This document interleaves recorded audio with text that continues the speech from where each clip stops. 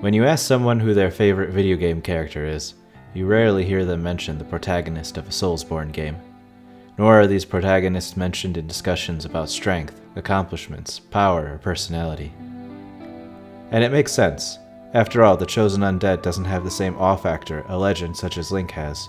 The hunter doesn't have nearly the same charisma as Ezio from Assassin's Creed, and the tarnished could never dream to match up to the likes of Kratos. It seems that the silent protagonists of these games are fated to be forgotten unsung heroes, which is actually quite fitting considering their respective series. Even in their own worlds, they are not worthy or special. In fact, one could argue that they are less than worthless. These heroes are not chosen or favored, rather, they are cursed, afflicted with a terrible fate. But even their curse doesn't bring them significance, as they are but one of many cursed beings, fated to rot away alongside their broken world. Yet, I think that despite their rotten lot, these silent and nameless protagonists are maybe special in their own way. The Soulsborn series has a different title for their protagonists in each entry. In one game they are called the Ashen One, and in another, the Demon Slayer, or the Bearer of the Curse. Despite their different titles, all the cursed heroes share the same attributes. They arrive in a world broken and torn apart, their past long forgotten, and they have nothing but their own sanity to hold on to. More importantly, they are all hilariously outclassed against their enemies, and have no hopes or insurance that they'll ever manage to achieve their goals. And yet, despite these overwhelming odds, at the end of their journeys, they slay great beasts and ancient evils, fight gods, and bring death to eldritch beings. This pattern is nothing new. There are countless stories where a young farm boy or peasant embraces their fate and becomes stronger through facing hardships until at the end they can take on the ultimate evil. But the heroes of the Soulsborn games aren't like those typical heroes, because unlike them, they die. And not just once to reawaken stronger, no. They die a meaningless death to even the weakest of enemies. That is their curse. Whether they are tarnished, undead, or a hunter, their curse remains the same. They're unable to die properly. Instead, they come back to life and have to do it all over again. And that's what you do when you play any of these games. Die over and over again, failing and falling after failing. What at first seems like a useful ability turns into a hazy, nightmarish loop where you fight the same battle over and over. And each time you die, you can feel your sanity slipping. The hopelessness of your situation sinks in as the hero keeps dying and dying.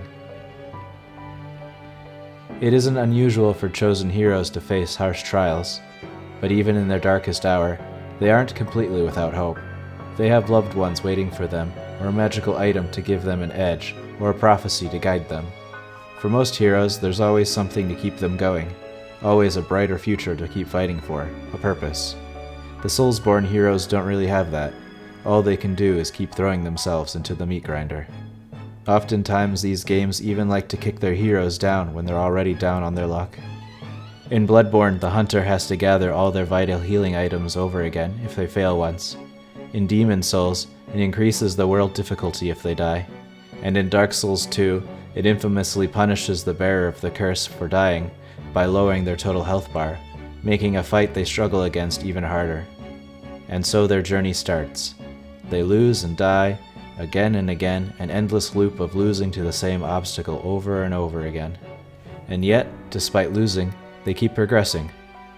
Each time they go up against the same boss, they keep the previous losses in mind, and then it clicks. They see the enemy swing a huge sword. It's the same attack they died to 4 times before. But this time, they move to the side and avoid the hit.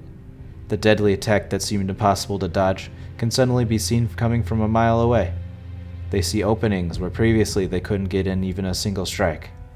They have experienced and lost every way possible, and because of that, slowly but surely, they can move and weave their way through the boss's defense and deliver the fatal blow. And suddenly, all those thousands of losses and deaths gain meaning. Those pathetic, weak beings that turn thousands of losses into a single victory.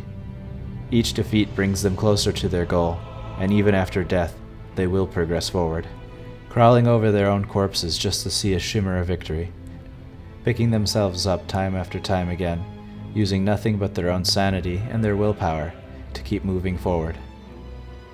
We humans in the real world also have no significance in the world we find ourselves in. We lack power, wisdom, and purpose, and basically have to figure out everything together as a species. The heroes of the Soulsborn games are uniquely human in their suffering. They are cursed and frail, alone and abandoned. And yet, despite their lack of skills and powers, they win. And that's why these heroes are gaming's greatest losers.